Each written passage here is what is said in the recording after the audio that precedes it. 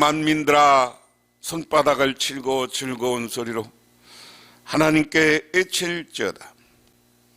여호와께서 만민을 우리에게 나라를 우리 발 아래 복종하게 하시며 우리를 위하여 기업을 택하시나니 그 사랑하신 야곱의 영화로다. 하나님 고맙습니다. 오늘도 수요일을 맞아 저희들 불러주시고 또한 이 시간 하나님의 말씀으로 아버지 하나님 거듭나게 하옵시고 또한 오늘 이 시간 기도한 모든 것 우리 교회를 부흥케 하시며 우리 가정을 행복하고 늘 풍요로운 가정 삼아주시고 또한 이 땅에 질병이 물러가게 하시고 우리가 영적으로도 성령 충만할 수 있도록 도와주시옵소서. 그로 인하여서 우리의 하루하루의 삶이 정말 하나님 보시기에 귀하고 아름다운 삶이 되어지게 하옵소서. 예수님 이름 받들어 기도드리옵나이다. 아멘. 하나님의 말씀 봅니다. 하나님의 말씀은 요엘 2장 1절에서 32절 구약성경 1271쪽입니다. 오늘 2장은 크게 두 부분으로 나눠집니다. 앞부분은 이들 망한다, 이렇게 하나님을 버리고 하나님을 떠나면 망한다. 뒷부분부터 이제 3장까지는 아니, 그렇게 힘들어도 망하고 고난을 받아도 하나님의 영을 받으면 너희들은 새 희망을 주고 새 나라를 만들어 갈 수 있을 것이다. 결론적으로 이야기하면 그런 거죠.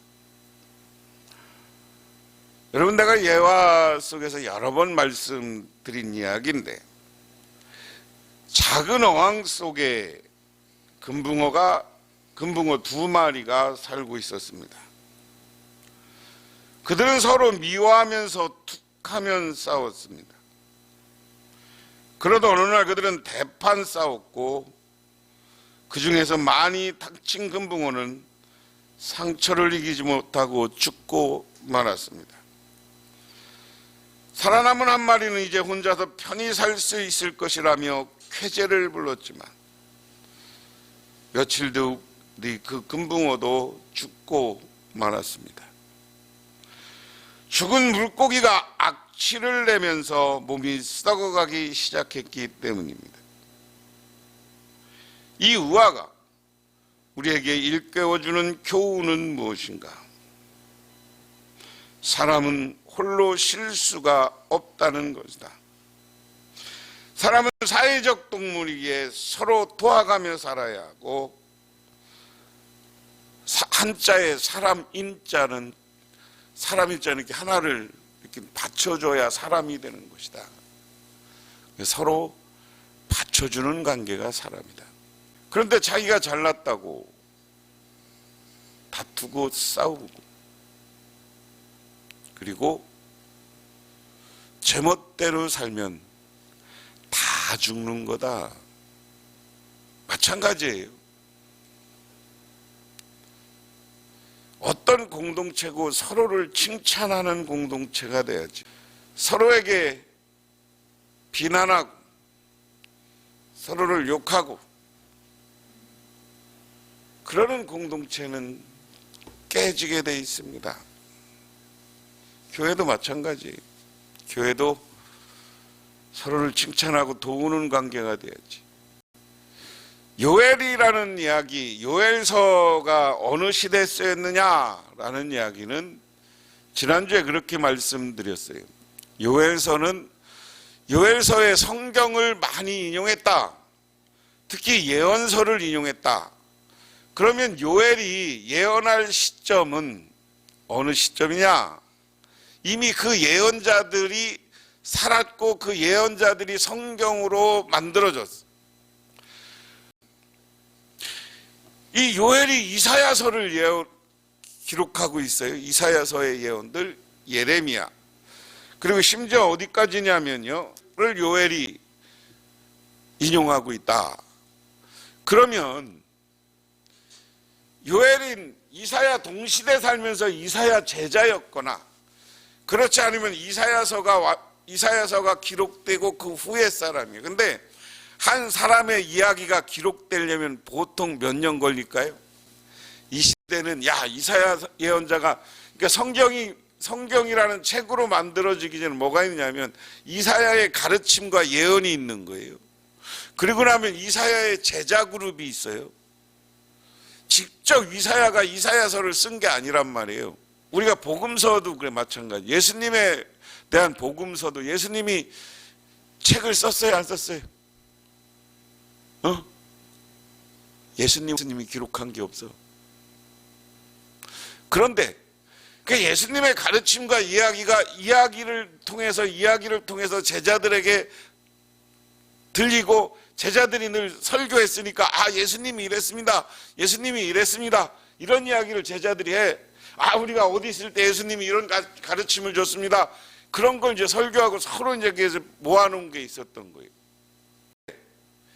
성경을 최초로 이런 오늘날 책으로 기록한 사람이 누구냐면 마가예요.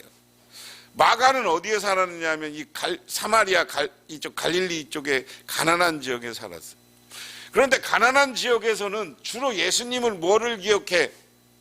가난한 사람들은 예수님의 기억은 예수님이 병 고쳐준 거, 예수님이 오병이 여기저기서 먹여준 거, 이런 걸 중심으로 기록하니까 마가복음은 그런 예수님의 기적과 병 고치는 은사 중심이었어요.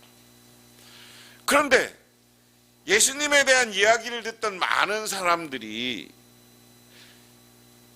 처음에 제자들이 교회를 따로 만드는 게 아니라 유대인 회당에서 만드는 거예요. 그래서 유대인 회당 중에 예수 믿는 사람들이 아니요, 우리가 듣기는 예수님이 이런 설교도 했어, 설교도 이런 말씀도 했대, 이런 말씀도 했대. 그래서 거기에 마가복음의 말씀 자료라는 게 들어와요. 대표적인 게, 그래서 그 다음에 누구냐면 게 마태야. 마태에는 뭐가 있어요? 산상수훈이야. 산상수훈이라는 게 5장부터 8장까지 9장까지 있잖아요. 그래서 마태복음은 유대인 중에 유대인 교회를 중심으로 있던 마태가 썼는데, 이 사람은 마가복음이 가지고 있는 이 책에 자기가 들은 예수님에 대한 가르침, 말씀을 중심으로 해서 마가가 기록했어요. 마태가. 그 다음에 이제 누가복음은 뭐냐면, 누가라는 사람은 누구예요? 바울을 따라다니던 사람이에요. 제가 영상으로 여러분한테 보내드리는 거 본 사람들은 요즘 내가 사도행전 이야기하면서 이 얘기를 여러 번 했기 때문에 알겠는데, 영상을 뭐 새벽기도 안 보셨으니까 뭐 할 수 없겠죠. 뭐냐면 누가복음과 사도행전을 썼다고 그래요. 이 사람은 제자인데 예수님의 직접 제자가 아니라 사도 바울을 쫓아다니던 사도 바울의 제자야. 그래서 사도 바울하고 같이 선교 여행을 했어. 그러면 사도행전에 어떤 기록이 있느냐면, 우리가 고린도에 도착했을 때, 바울이 도착했을 때 이렇게 써요. 그러니까 바울이 도착했을 때는 바울이 먼저 가고 누가가 거기 없어서 바울한테 들은 얘기야. 이런 기적이 일어났다고, 이런 게 있었다고. 그 다음에 같이 가서 본 건 우리가 빌립보에 가서, 그래서 빌립보에서 자기가 바울이 한 걸 직접 보고 자기가 당한 것들을 쓴단 말이에요. 그래서 누가라는 사람이 쓴 게 누가복음이야. 그런데 이 누가복음은 어떤 형식이냐면, 초대교회가 막 핍박받고 막 순교당하니까, 특히 뭐 때문에 순교당이냐면 황제를 거부했다는, 숭배를 거부했다는 이유로 오늘날로 얘기하면 교인들이 역적으로, 우리나라 동양으로 얘기하면 역적으로 몰려요. 반란죄로 몰려서 다 십자가에 달리고 십자가가 거꾸로 말해서 순교해. 그러니까 로마 황제가 파송한 총독에게 우리 그런 사람 아니에요. 우리는 순수한 신앙인, 이런 신앙인이었습니다. 늘 우리는 가면서 유대인들하고 싸우고 이랬지만 이방인들은 예수를 믿었습니다. 이런 이야기를 주로 쓰는 거고, 그럼 예수는 누구냐? 이런 기적을 일으켰고, 이런 마태복음을 자기 나름대로 번영해서 주로 예수님은 가난한 사람들과 그리고 모든 사람들을 위해서 오신 주님이다. 라는 게 누가복음이에요. 요한복음은 뭐냐면 지방에서 살으면서 이쪽 헬라 철학을, 그리스 철학을 많이 공부한 사람이에요. 그래서 그 당시 로마가 지배하는 모든 사회에 그리스 철학이 가득 채워지고, 모든 로마는요 이 아시아와 아프리카랑 모든 지역을 점령하고 나서 그 지역에 가면 뭐를 세웠느냐면, 오늘날 얘기하면 도서관, 이 도서관은 요즘 오늘날 대학이에요. 한쪽에 도서관을 세워놓고 도서관 앞에서는 위대한 스승들이 와서 가르치면 제자들이 와서 거기서 배우게 돼 있어요. 그게 로마가 쓴 정책이에요. 그리고 한쪽에는 뭐가 있느냐, 반드시 원형극장이 있어요. 원형극장. 로마인들과 로마가 지배하는 시대는 뭐냐면, 이 로마 사람들은 저녁에 밥 먹으면 저녁에 그 도시 중심에 있는 원형극장으로 모이는 거예요. 그럼 원형극장에 모이면 거기에서 연극을 해. 우리로 얘기하면 이 시대 영화는 없으니까 연극을 하거나 오페라를 하거나 음악을 공연하거나, 그러면 그거 보고 가서 집에 자는 게 이 로마인들의 문화예요. 그래서 로마 사람들은 어느 도시를 가나 비슷한 크기의 원형극장을 세웠어요. 많은 사람들이 그 도서관 앞에서 선생들이 헬라 철학, 플라톤이 뭐라고, 아리스토텔레스, 그리고 자기의 이런 것을 가르칠 때, 특히 요한복음을 쓴 사람은 철학의 입장에서 예수를 조명한 거예요. 그래서 요한복음은 헬라인을 위한, 그리스어를 아는 로마인을 위한 복음서다, 이제 이렇게 얘기를 하는 거예요. 중요한 건 한 복음서가 기록되기까지는 후 60년에서 70년에 쓰여진 것으로 사람들은 기억해요. 그럼 요한복음은 언제냐? 예수님 주후 100년에서 150년으로 봐요. 그러니까 요한복음이 가장 늦게 쓰여졌는데 예수님이 돌아가시고 한 100년쯤 완성됐다, 이렇게 보면 되는 거예요. 그럼 예수님 같은 그리스도에 대한 책도 100년 돼서 완성되는데, 이사야, 아모스 이런 예언자들의 책은 그것도 100년, 200년 돼야 오늘날 이 책으로 만들어지고요. 이 아모스나 이사야 글을 이 요엘이 인용했다는 것은 그 사람들보다 적어도 100년 정도는 늦게 태어나거나 활동한 사람이 요엘일 것이다. 우리가 머릿속에 그걸 생각하고요. 그럼 요엘은 어디냐? 제가 늘 여러분한테 설명할 때 여기를 기점으로 이쪽은 유다 땅, 이 북쪽은 이스라엘 땅이라고 그랬어요. 요엘은 적어도 이사야도 그렇고 아모스도 그렇고 남북 왕조가 갈라지고 왕들이 타락했을 때 등장하는 게, 정치가 타락했을 때 등장하는 게 뭐냐면 예언자들이에요. 오늘 본문 중에 1절부터 20절까지는 그 이야기야. 이거 봉독 안 해도, 지난주에 그 메뚜기랑 똑같은 이야기인데, 이스라엘 백성 너희들이 죄졌다. 그래서 너희들 벌 줄 거다. 근데 망할 거다. 어떻게 망하냐? 쭉 보면 마지막에 여호와 날이 올 것인데, 그건 우리가 종말의 날이고 이스라엘 백성들에는 이제 뒷부분을 보면 새로운 날이 올 것이다. 근데 그 날이 올 때는 잘못된 건 망한다는 거예요. 잘못된 거. 쭉 성경이 1절에 보면 시온의 나팔을 불며 거룩한 산에서 경고했으니 이들이 실로 이 땅 주인이 다 떨게 하리니 이는 여호와의 날이 이르게 됨이라. 이제 임박하였으니, 여호와의 심판의, 이 여호와의 날은 심판의 날이기도 하고 믿는 사람에게는 새로운 희망의 날이기도 합니다. 믿으십니까? 우리가 심판, 하나님의 마지막 때가 됐다는 것은 우리 하나님을 믿는 사람들에게는 영원한 천국, 하나님 나라가 열리는 것이고, 이 땅에서 죄를 짓고 하나님을 떠났던 사람들에게는 하나님이 그때는 심판을 하는 거예요. 근데 앞부분 1장부터 20절까지는 쭉 심판 이야기예요. 그 다음에 2절에 보면 어두운 날이 올 것이고, 3절에 불이 그들을 사르며 불꽃이, 날이 어두워져. 대낮인데 그냥 요즘 얘기하면 착 밤이 어두워져.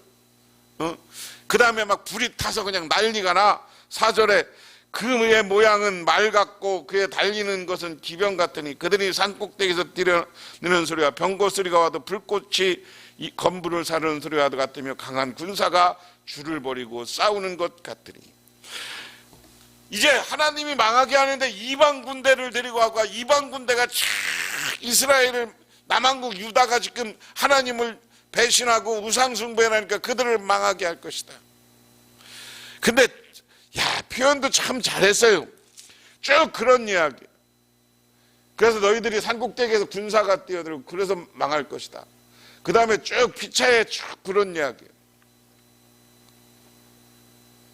그런데 오늘 말씀은 지난주에 한 1장에도 메뚜기 재앙, 황충의 재앙으로 이스라엘이 다 지금 농사진 걸 먹고 다 갉아먹을 것이다. 오늘은 이방 군대가 와서 너희들 다 망하게 할 것이다. 근데 여기에 관심을 가지면 우리가 망하는 것밖에 없지만, 하지만 오늘 제일 중요한 건 어떤 겁니까?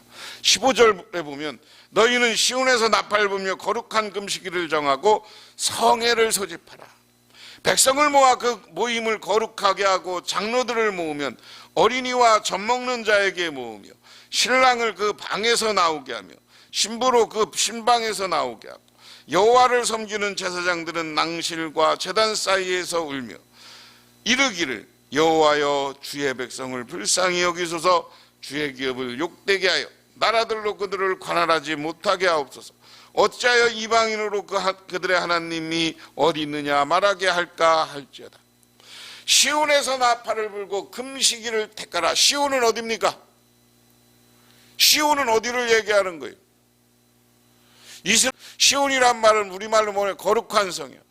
하나님에게, 이스라엘 백성들에게나 오늘 우리에게 제일 거룩한 곳은 어디야? 여러분에게 제일 거룩한 곳은 어디예요? 교회죠. 이스라엘 백성들에게 제일 거룩한 것은 예루살렘 성전이 있기 때문에 예루살렘 성을 시온성이라고 하는 거예요. 예루살렘 성 안에 시온이라고 하는 것은 예루살렘 성이 있는 그 산을 시온산이라고 그랬어요. 예루살렘 성전이 있는 곳을 시온이라고 그랬어요. 여기서는 예루살렘 성전에서 나팔을 불라. 예루살렘 성전에서 시간 됐으니까 우리가 모여서 금식하자. 왜? 하나님의 징배와 징벌과 벌을 받지 않을까. 우리가 하나님 앞에 때로는 우리가 많은 죄질 수 있어요. 잘못할 수 있어요. 근데 죄와 잘못을 했을 때 하나님 앞에 철저히 회개하기 위해서 우리는 금식하며 회개하시기를 바랍니다. 금식하며 기도하시기를 바랍니다. 그 다음에 이제 4절부터 이스라엘이 원수들이 어떻게 멸하는지 막 성을 멸하는 것으로 묘사를 했어요. 성을 묘사하는 거로. 그게 이제 18절, 20절인데 여러분들이 이건 뭐 그냥 이 당시에 전쟁을 어떻게 했나를 보여줄 수가 있어요. 근데 여기 재밌는 것은 막 성을 공격하는데 줄이 흐트러지지 않았다. 대우가 흐트러지지 않았다. 뭐예요? 사람이 승리를 확신하면 자기가 죽을 줄 알면서도 자기 자리를 지키면서 가는 거예요. 여기 우리 신앙인의 자세도 마찬가지. 우리 신앙인들은 하나님이 우리 교회에서 직분을 주고 하나님의 교회를 섬기라고 했으면 내 감정, 내 생각 이런 것 때문에 내 자리를 잃어버리면 안 돼. 내 자리를 지킬 줄 알아야 돼. 교회로 얘기하면 여러분 다 자리 있잖아. 여러분 자리 지켜서 돌아가시기 전까지는 예배하고 찬송하고 기도하는 자리를 지키시기를 바랍니다. 오늘 그 이야기. 그 다음에 하나님이 뭐라고 하느냐. 오늘 21절부터 땅이여 두려워하지 말고 기뻐하며 즐거워할지어다. 여호와께서 이를 행하셨도다. 들짐승들아 두려워하지 말지어다. 들이 풀이 싹이 나며 나무가 열매를 맺으며 무화과나무가 포도나무가 새 힘을 내는도다.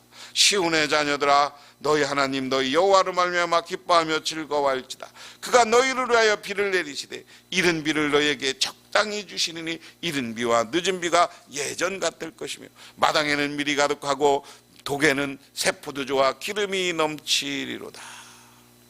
할렐루야. 야, 니들이 금식하면서 회개 기도해. 그러면 하나님의 군대가 너희를 지켜주고 원수들을 물리쳐 줄 거야. 그러면 그 다음에 하나님이 뭐야? 너희들 다 이제 망했고 이 황무했던 곳에 새싹이 나게 해. 그리고 비를 이른 비와 늦은 비 적당히 내린다 그랬어요. 이른 비는 언제라고 그랬어요? 우리나라는 봄에 농사를 시작해서 가을에 농사를 끝나지만 이스라엘은 우리로 얘기하면 가을에 농사를 시작해서 봄에 끝난다고 그랬어요. 왜요?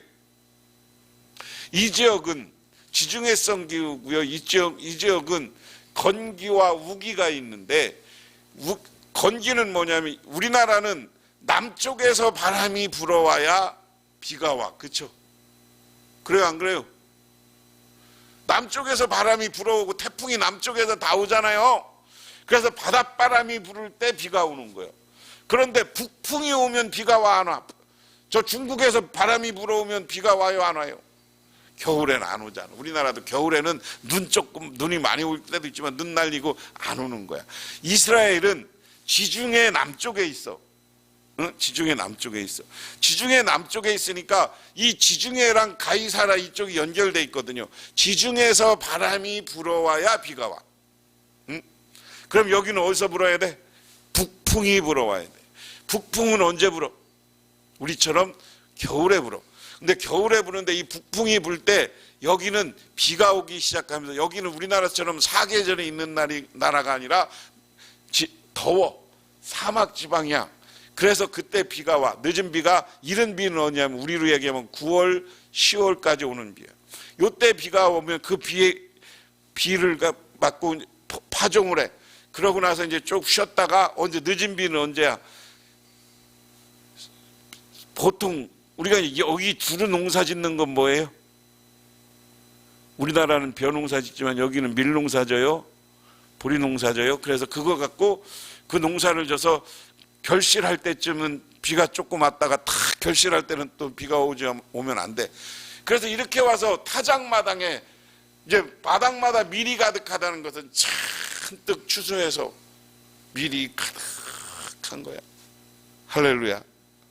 그러면 이게 하나님의 복이다. 너희들 이렇게 하나님 앞에 금식하며 회개할 줄 알으면 하나님의 군대를 보내서 너희들을 지켜주고 너희들에게 좋은 것, 먹을 것, 양식을 풍족하게 해줄 것이다. 그 다음에 이제 28절에 그 후에 내가 내 영을 만민에게 부어주리니, 여기 중요한 건 내 영은 뭐예요? 우리 신약으로 얘기하면 성령이에요. 우리에게 성령을 부어주는데 만민에게 부어주니 너희 자녀들이 장래일을 말할 것이며 너희 늙은이는 꿈을 꾸며 너희 젊은이는 이상을 볼 것이며 그때 내가 또 내 영을 남종과 여종에 불어주니 내가 이적을 하늘의 땅에 베풀니 피와 연기의 기둥이라.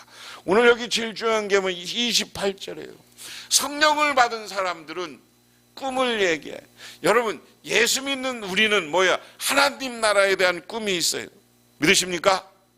우리는 하나님 나라라는 것은 이 땅에도 오는 것이지만 더 영원한 하나님 나라, 두 가지. 여러분, 우리가 선제적 하나님 나라, 나중에 이런 어려운 표현을 쓰는데, 예수님은 이 땅에 올 하나님 나라를 이야기했어요. 그게 이사야 11장 이야기예요.